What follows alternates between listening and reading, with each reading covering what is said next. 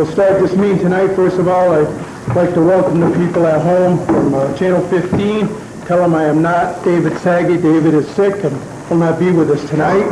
And we're going to start off tonight by having the annual State of the City address, and I'd like to introduce Mayor Jeffrey Wember.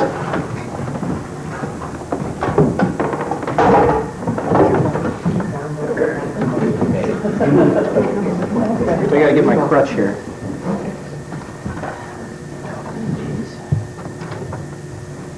Alright. Gotta get the pages up close enough so that I can see what I'm saying. Okay.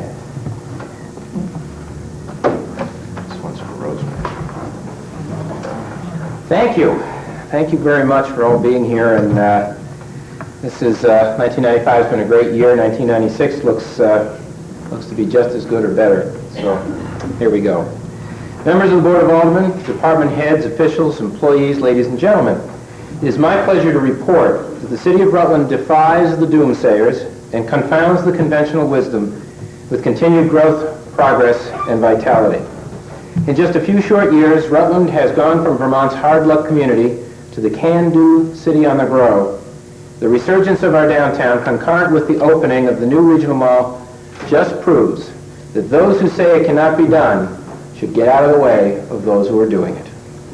The optimism born of our success causes us to view the vacancy in the downtown shopping plaza not as a disadvantage, but as an opportunity. This board, the redevelopment authority, and net property management, the plaza's owners, will meet success and bring a new national retail anchor to that site in 1996. We have met and matched the challenges of decline and reversed our city's fortunes. But now we must meet the equally challenging, difficult challenges of success. As Alderman Gillum has already pointed out, the opening of a new department store in the plaza will place renewed demands on downtown parking. This means that the proposed multimodal transit center must be built. A year ago, voters narrowly rejected operating support for the bus. Knowing that the continued operation of the bus and the transit center depended upon city financing, this board allocated money out of the non-property tax supported parking meter fund to keep both programs alive. Hearing the legitimate concerns of the critics, we also began experimenting prepaid fares, making the fixed route system within the city free for the year beginning July 1st. Critics rightly said not enough people use the bus. Half a year later, ridership is up over 200%. Larger buses have been replaced by smaller vehicles. Routes and schedules have been adjusted. New system maps and marketing promotional materials are now seen just about everywhere. And the Transit District's board has been expanded to be more responsive to the community. In short, the bus has heard you and has accomplished what the critics demanded. The transit center depends upon a favorable vote in March. The bus has restored our confidence and has earned our support. Thanks to the success of the redevelopment program this year, property taxes were reduced. Unfortunately, the state will force Rutland City property taxes higher if Governor Dean's proposal to phase out the machinery and equipment tax becomes law. It's the same thing as the governor ordering you to go on a diet because he's overweight. When the state was first faced with deficits, the governor cut aid to education, which is the same thing as increasing the local school property tax. When low-income Vermonters couldn't pay the burgeoning property tax, demands on the state's property tax relief program mushroomed. The governor's solution was to cut funding for the program, forcing our most burdened taxpayers to pay even more. When the owners of farms and forest lands sought shelter from high taxes, they enrolled in the current use program. The governor's solution: cut the program and make them pay more. If the governor succeeds in eliminating the local machinery and equipment tax, property taxes in a $100,000 Rutland City home will increase $254 per year over the next 3 to 5 years. He will force this government and the schools to replace $1.6 million in lost revenues. By comparison, the entire Rutland City Fire Department costs less than $1.5 million a year to operate. Every city home will pay about a 10% tax increase. Most of the business community will take it on the chin too. Here are a few examples. Mr. C's Market on North Main Street would see a $269 tax increase. South End Food Market's taxes would go up $384. The Sunset Motel, $2,242 increase. The Great Outdoors Trading Company, $1,804 increase. And the service building would pay $998 more in property taxes if the governor gets his way. Governor Dean is right to want to eliminate this tax, but the residential and small business taxpayer cannot be expected to carry this burden. If he gets his way, residential and small business property taxes statewide will get socked with a $27.5 million tax increase. The governor says we have to do this to get IBM to expand in Essex. But Essex stands to reap the benefits of that expansion, not Rutland. And Essex is moving to eliminate those taxes at the town level. Despite what he says, there is no connection between IBM and the governor's proposal. We must oppose this assault on the Vermont property taxpayer and demand that the governor heed our cries to stop raising the property tax. Rutlanders faced a wholly unexpected challenge in 1995. The efforts of a violent urban street gang to establish a foothold in our community came as a shock last August. Since then, we've confirmed their intention to make Rutland their territory, to derive profits from the sale of drugs to our children, and to attract Rutland kids to the anti-social and self-destructive lifestyle. Sometimes it can be helpful to see our situation through the eyes of others, especially those who have greater experience. Last fall, the Fox TV network affiliate in Hartford, Connecticut, did a 4-minute news story on the gang situation in Rutland. And I would like to play that for you at this time so that you can see how the people in Hartford who have been living with this problem for many years view the challenge that we face here in Rutland.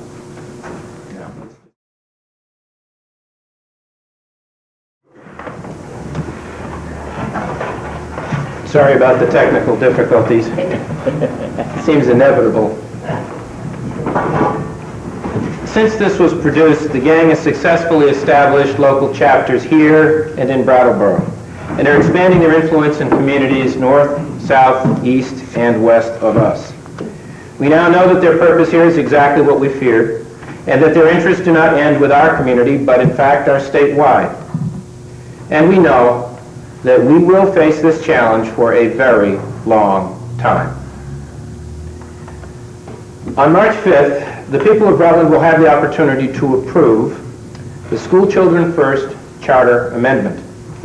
School Children First would give parents of every school-age child in the city a scholarship worth up to $1,500 for each child. The scholarship would be used by the parents to enroll the child in the public or private school of choice.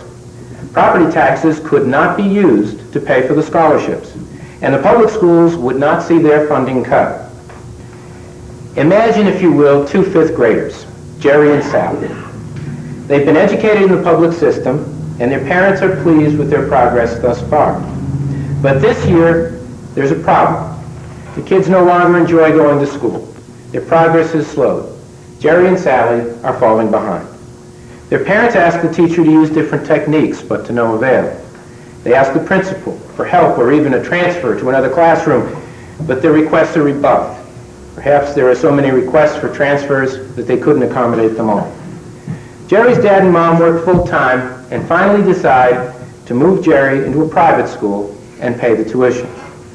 Sally is the daughter of a single working mom who can barely pay her property taxes. She can't move, and she can't afford the tuition. Neither supporters nor opponents of the School Children First plan have any objection with what Jerry's dad and mom have done. But school choice opponents would tell Sally's mom that for the good of the schools, Sally has to stay. I know that in our public schools, this situation does not happen very often. But we all know that it happens from time to time. We also know that the situation happens in all schools, public or private. The difference is that today, if the problem happens in a private school, you have a choice. Only those enrolled in the public schools who cannot afford the alternative are denied that right. School Children First simply converts the state aid to education grant from a grant to schools into a grant to students. This proposal comes forward not because it's good or bad for the public schools, but because by granting all families, rich or poor, the right to choose the most appropriate education for each child, it is unquestionably good for the children. Just as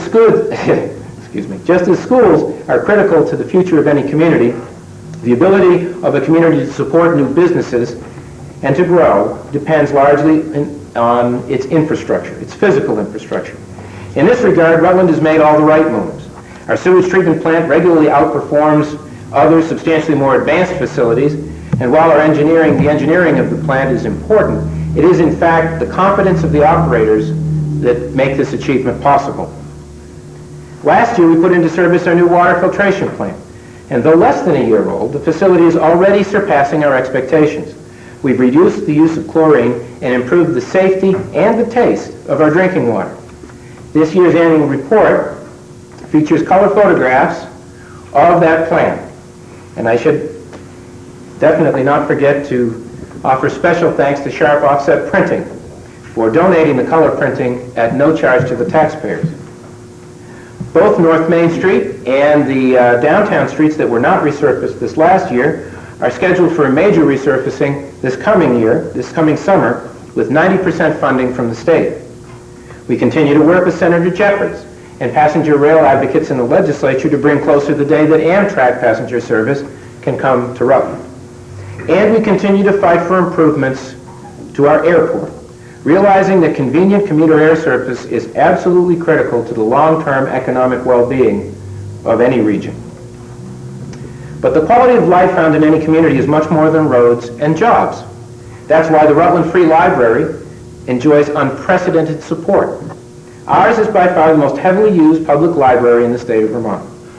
Quality of life is why our Recreation and Parks Department is engaged in a community planning process to chart the programs, services, and facilities that this department will offer for the next 20 years.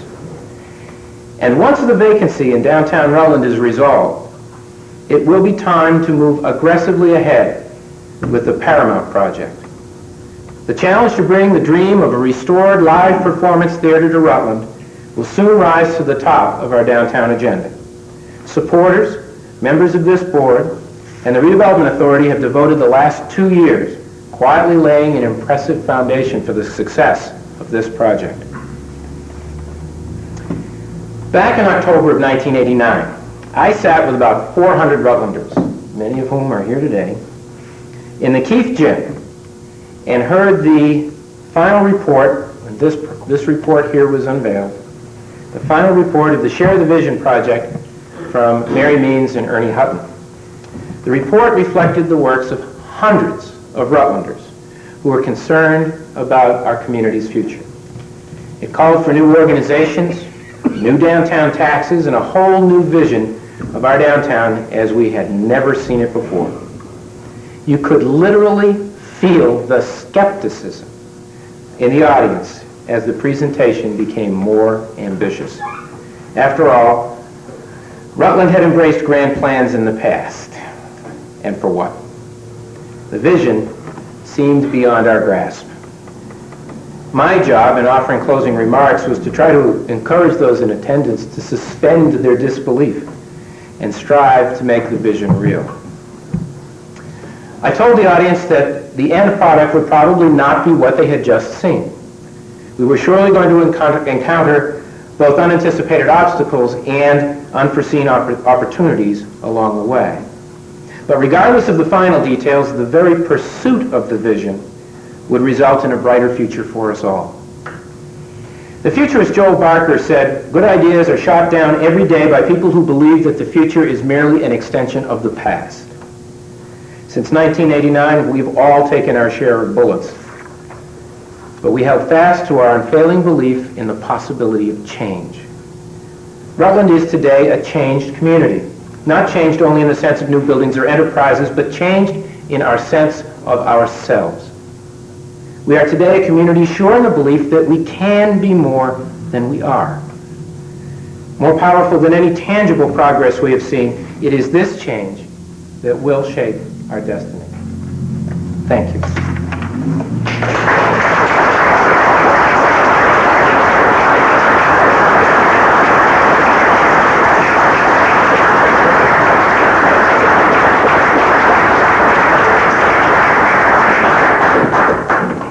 Could we take about a 5-minute recess, please? Talking about regular meeting of January 16th, 1996. Second. Minutes have been moved and approved. All those in favor signify by saying aye. Aye. All opposed? Okay, at this time, it's the point in the agenda where we go outside the rail. If there's anyone outside the rail that would like to address this board on anything that is not on the agenda, this would be the time to do it. Looking around and not seeing anyone asking to address the board, we'll move on.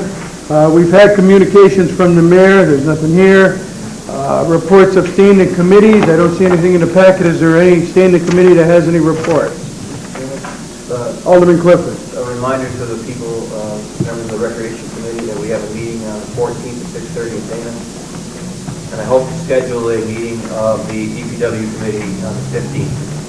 So I'll be in contact with people on those two committees. Thank you. Thank you. Next would be reports from any select committees. Is there any reports from any of the select? I wanted to take up number 4 on the report from departments and include that in the community development report, because that's a standing issue in the committee right now, and I'd just like to take that up as a committee report since I signed it here on the artist. Okay, we'll Suspend the rules, yes. okay, motion to suspend the rule. Is there a second? Second. That's non-debatable. All those in favor signify by saying aye. Aye. All opposed? Okay, Alderman Jones. There's two motions that we got to have here. One is to approve the mayor to sign and pass for the board of alderman signatures also. And the second one is to authorize the community development director, which is the Rutland Redevelopment Authority, which is our contractor, to issue an RFP for professional services for contracting engineer, architect, and appraisers to do the work. And I so move. Second. It's been, Just a question. Do we do separate motions or we do all? All right, so I move to circulate for signatures and then send to the mayor for signature. is there a second? Second. We moved in second. Is there any debate on the motion to circulate for Matthew's signatures? here if you have any questions on the issue.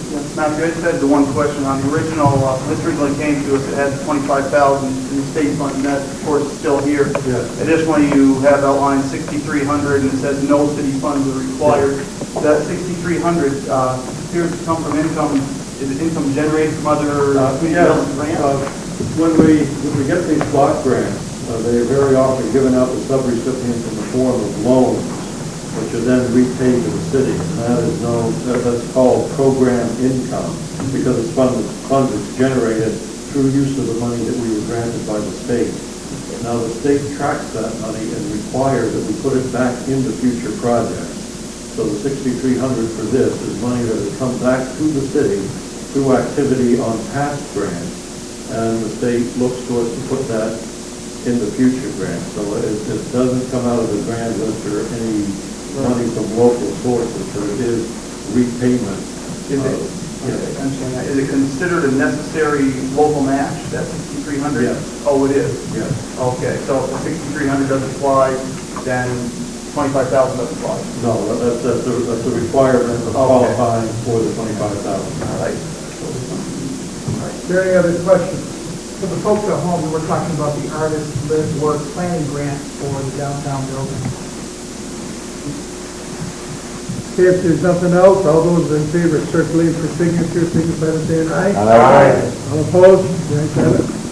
And then the second motion is to authorize the redevelopment authority as our representative for the community development contract to issue an RFP for professional services contract for engineering, architect, and appraisers to do the work.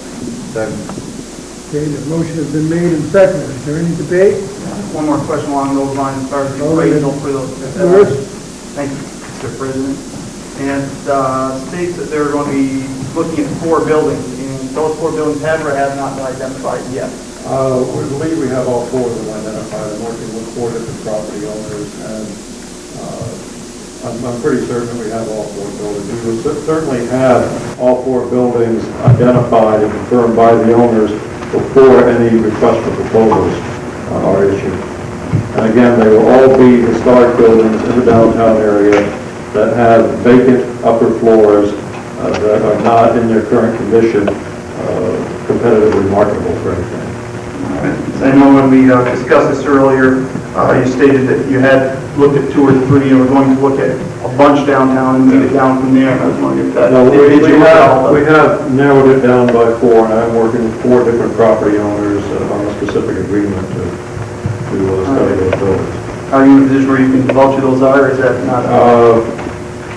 Yes, I think I can. We're going to be working with the former Eagles building, centered in Wales.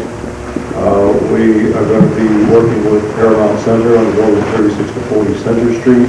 We're going to be working at 42 Center Street, which is the upper floors over Sunshine Natural Foods, and we're going to be working with the fashion shop building.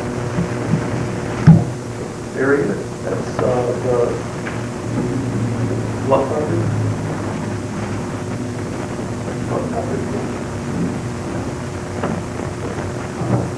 Is there any other questions? Any other debate? Oh, fashion shop. Fashion shop. Okay. On Merchants Road. Okay. All right, thank you. For the folks that don't understand what we're talking about, the description of activities is on page 21. And it deals with technical feasibility, market study, financial analysis, and demonstration project. And they have to meet all those criteria to get the grant. This has been the ongoing project and committee. I have just one question. Alderman How will the RFP go out? Will it be advertised in print? We will put it out through the normal standard channels that the city uses for RFPs for professional service contracts. The city maintains lists of qualified professionals in the different areas. We will send it to that list. We also have received numerous inquiries directly to our office stemming from publicity on the project.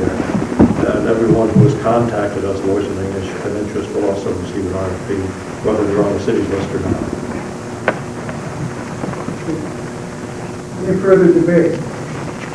If not, all those in favor of the motion signify by saying aye. Aye. All opposed?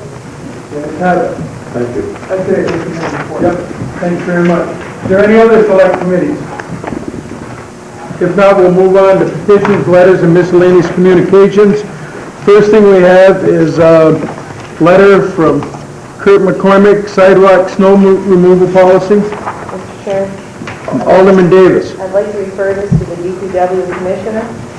Motion is to defer to the DPW Commissioner, and there is a second. If I can, I'll explain why. Okay. I think most members of the board are familiar that this issue came before us a couple of years ago. And the concern that we had is 50% of the city has sidewalks, maybe a little less, and 50% don't. That we are mandating an ordinance that fines people for not cleaning their sidewalks. I think we have a pretty good ratio out there of people who do try to clean their sidewalks. We also have people who are elderly who have to depend on other people to do that for them. And I have a hard time requesting a fine for those people. When I spoke to Commissioner Connors, I felt that the issue belonged in DPW because first we need to address why our sidewalks aren't clean. Is it equipment? Is it manpower? Is it lack of funding? What are the issues? And that's why I want that referred to him to address to us before we implement an ordinance with fines. I think we should take a look at the system. Should we have an amendment on that? Should we respond within 2 weeks? I think Ben is aware that he will respond to us, and I think, you know, when I talked to him, I didn't feel the issue was that DPW has not done a good job. I think the issue is, Right, I think the issue is if there's a concern from the general public, then we need to address that. And is it a lack of manpower, a lack of equipment? What is it? Before we write an ordinance mandating that only 50% of the people comply to this ordinance and are fined accordingly. Any other debate? If not, then the motion is to send to the DPW Commissioner. All those in favor signify by saying aye. Aye. All opposed? The ayes have it. Next is a letter from James Hall on street paving. What is your pleasure? Send that to the administration for the paving. Alderman Gillum? I'm sorry, Mr. President. Send it to the Public Works Department and the Mayor's Office for the paving schedule. Okay, the motion is to the Public Works Office and the Mayor's Office for the paving schedule. There's a second. Is there any debate? Hearing none and seeing none, all those in favor signify by saying aye. Aye. All opposed? The ayes have it. Next item would be the Rutland Mendon Fire District Number 2 Gleason Road Water System. Refer to the Public Works Commissioner. Okay, motion is to refer to the Public Works Commissioner. Is there a second? I'll second that for debate. Seconded for the sake of debate. Alderman I Clifford? just have a question to the city attorney.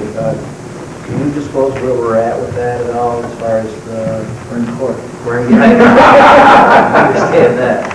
Yeah, there's a hearing scheduled in the next, I think this week on Friday, for the motion for summary judgment that was filed. East Mountain Company, East Mountain Brewery, it's called, has been added as a defendant. They filed a motion for summary judgment that has been opposed by the town, and there will be a hearing on Friday in that regard. So this could drag on a little further then. Yes, it's still in the middle of litigation. There's still some discussion that would need to be taken out to if the case is not disposed of on Friday. Is it safe to say that we really can't do anything for these people until this is resolved? Yeah, there's still some outstanding issues that definitely have to be resolved through the litigation filed by the town before we can try to get these people out. Thank you. Alderman Davis? Thank you, Mr. Chairman. Question, Chris. If I understand this, I guess I want to understand their request to us, even though we know that we can't answer. Are they looking for ownership of those lines, those particular lines, and waiver of connection fees? That's their request to this board? I don't believe so. I think they're saying that they would like to be waived, or they would like to be able to hook up to the water line prior to using funding.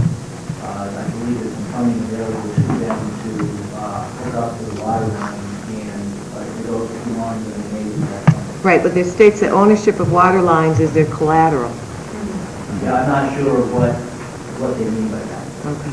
Well, that's I guess what I was looking for, if that's the direction of ownership of the line plus waiver of fees.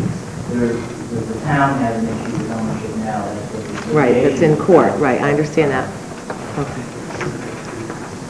Alderman Russo? Yeah, I just thought I'd mention why I referred to DPW Commissioner. I know he's already checked on here, but I guess he's the manager of the water supply, and until Chris and the lawyers are done with it in court, there's nothing any committee can do that I'm aware of. I know we've been around with this and in municipal for years now, so that's why I just thought to let the fan know what's going on with it. Thank you. Is there any other debate? Seeing none and hearing none, all those in favor of the motion signify by saying aye. Aye. All opposed? Okay. Next would be the Vermont Department of Environmental Conservation Laboratory offer of services. Move to receive and place on file. Motion is to receive and place on file. Is there any debate? All those in favor signify by saying aye. Aye. All opposed? Okay, number 6 on your agenda would be the PICO Act 250 proposed land use permit. Receive and file, Mr. Chairman. Second. Is there any debate? Did we skip one? No. Yeah, okay, we'll do 6 and we'll go back to 5. Okay, on number 6, is there any debate? If not, all those in favor signify by saying aye. Aye. All opposed? Now we'll go back to number 5, the Morrow Project, the draft discharge permit. Receive and file, Mr. Chairman. Second. Motion is to receive and file. Is there any debate? If not, all those in favor signify by saying aye. Aye. All opposed? And number 7, property evaluation and review annual report. What is your pleasure? Receive and file. Second. Motion is to receive and file. Is there any debate? Is there any debate? If not, all those in favor signify by saying aye. Aye. All opposed? Okay, we need a motion to go into the Board of Control Commissioners. Second. Motion is made and seconded. All those in favor signify by saying aye. Aye. All opposed? Alderman Clifford. Mr. Chairman, I'd like to make a motion to take these in one lump sum and receive and file. Can we do that? Oh, I'm sorry, with the exception of the, Let's do number one first, okay, and then we'll go thank from you. there. Okay. Number one is the Cortina Inn catering permit for 21096. Second. Motion was made and seconded. Is there any debate? Alderman Gillum? I have a conflict. I work for this organization. Okay, conflict will be so noted. For abstention? Extension, yes. All those in favor signify by saying aye. Aye. All opposed? Number two, Pappy's hearing on suspension or revocation. Motion to receive and file pages 11 through 14. Second. Which is Pappy's hearing, the Eagles Club, KTK, and the vacant chair. Yes, sir. It's been made and seconded. Is there any debate? Hearing none and seeing none, Alderman Gill. I also have a conflict because I work for the organization to represent these people. So you'll be abstaining? So noted. All those in favor signify by saying aye. Aye. All opposed? Okay, we need a motion. Do we have any on the... Motion to go out of the election control committee. That's right, Alderman Stafford, thank you. It's been moved and seconded to go out of the Board of Control Commissioners. All those in favor signify by saying aye. Aye. All opposed? The ayes have it. Okay, reports and letters from department heads and officials. The first one is from DPW Commissioner Connor, request for sale of vehicles. Move for the approval. Second. It's been moved and seconded. Alderman Clifford. We wouldn't have to suspend our rules? Oh, Straight it out? how much support? We should. No price, it's the seat bid. Well, yes, you're right. We've already authorized it one time. You're right. Yeah. I'm sorry. Okay, is there any other debate? Alderman Wilton. I just have a question. They're seeking a rebid on the International Street Sweeper. It's worth a lot. Is this because it was bid and they did not obtain the price they so desired? I don't know. Not at all. No bid. We can put in $3,000 a year and keep it on the road. Thanks. Get I'd started. like to probably suggest that they might try former Alderman Crawley. He had an interest in the streets. never coming back, Anyway, all those in favor signify by saying aye. Aye. All opposed? No. We'd rather spend $3,000 to keep a machine we can't get done and bid on. Okay, number two is DPW Commissioner proposed water distribution system regulations. Move to refer to DPW committee, Mr. Chairman. Second. Motion by Alderman Clifford was to refer to DPW committee, and was seconded. Alderman I'd Clifford. just like to thank Warren and especially Alan Shelby for this document. It's been a long time coming, and I think if anyone had read it between when you got your packet and now, I think you'll find it very helpful. And if you would, the members of the committee, if they could please go through it, and if you have any questions, I'm going to try to schedule a meeting for the 15th. So if you have any questions, please write them down. I'd like to discuss it at that meeting. Alderman Davis. I'm not a member of your committee, Paul, but I did read it. I think if you could please pass on to them that it's very, very thorough. They've done an excellent job, and I think it's very simple to read and certainly answers a lot of questions that arise time and time again. And I was very pleased to see that. Okay, the other debate. If not, all those in favor signify by saying aye. Aye. All opposed? The ayes have it. Next is number three. Recreation Superintendent Ball Field Lighting Project Proposal. Alderman Clifford. I'd like to refer this to a joint committee of the Recreation and Finance Committees. Second. Motion to refer is seconded. Is there any debate? If not, all those in favor signify by saying aye. Aye. All those opposed? The ayes have it. Okay, we're moving on now to unfinished business. Is there any unfinished business? Mr. Chairman, Alderman Davis. I believe there's a issue on our desk from Representative Karen Moore dealing with a bill that we asked her to introduce with authorized removal of vehicles, and I'd like to refer this back to Charter and Ordinance at this time. Second. Motion is to refer to Charter and Ordinance. Second, is there any debate? If not, all those in favor signify by saying aye. Aye. All opposed? Let's have it. Next is miscellaneous motions, resolutions, and new business. Mr. President, I just have a couple items here. First item, I know there's no snow out there to speak of that they have to worry about plowing around, but during the snows this past winter, I did notice that there were several vehicles, good quantity vehicles, that had to be plowed around that were, for whatever reason, not being towed between the hours of 2 in the morning, 6 in the morning, during the nighttime, no parking time. I discussed the issue both with the police chief and with Ben Connor. And I don't know if we can call it a problem with enforcement or communications between the two departments on getting these vehicles towed. For whatever reason, it's determined that they're not a problem a lot of times to be plowed around. And further investigating, I found the fine for a ticket on a car parked during those hours is $5. I think that's a little bit low for that infraction. I mean, $5 or get towed. It seems like a little bit of disparity there. So I'd like to move an issue to Charter and Ordinance Committee, looking at possibly raising that fine to a more reasonable figure that fits the crime for parking at a time when you're not supposed to be. Is there a second? Second. Second. Is there any debate on the motion to refer? Only motion. Just debate on if the chief and the commissioner say that parked cars aren't a problem. I know that one reason that the drivers say they need a wingman is because of not only the narrowness of the city streets, but the fact that there are cars parked on the city streets. So if you've seen where a car's been parked, if there's no cars parked, the plows can get right up and they can clear a path. If there's a car there, you can tell the next day because the snow's still there. So I think it's more of a problem than, I think they should tow them. If they're there, hire it out to one of the tow truck operators for $50. Those cars will be gone. And people won't park on the streets anymore. The rules should be enforced for good reasons. But I think it's more.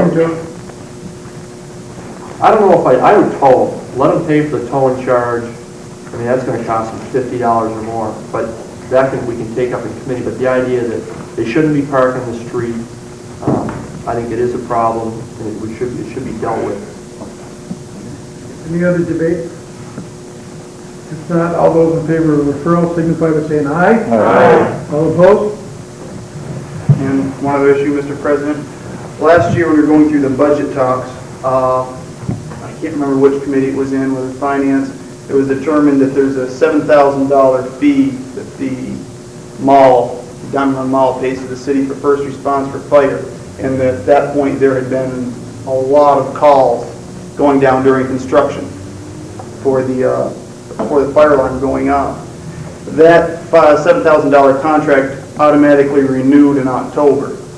And when I questioned Chief Lloyd about that issue last summer during the budget talks, it was determined that, hey, these calls are going to slow down when the mall gets up and online, and it's not going to cost as much to the city to go down there.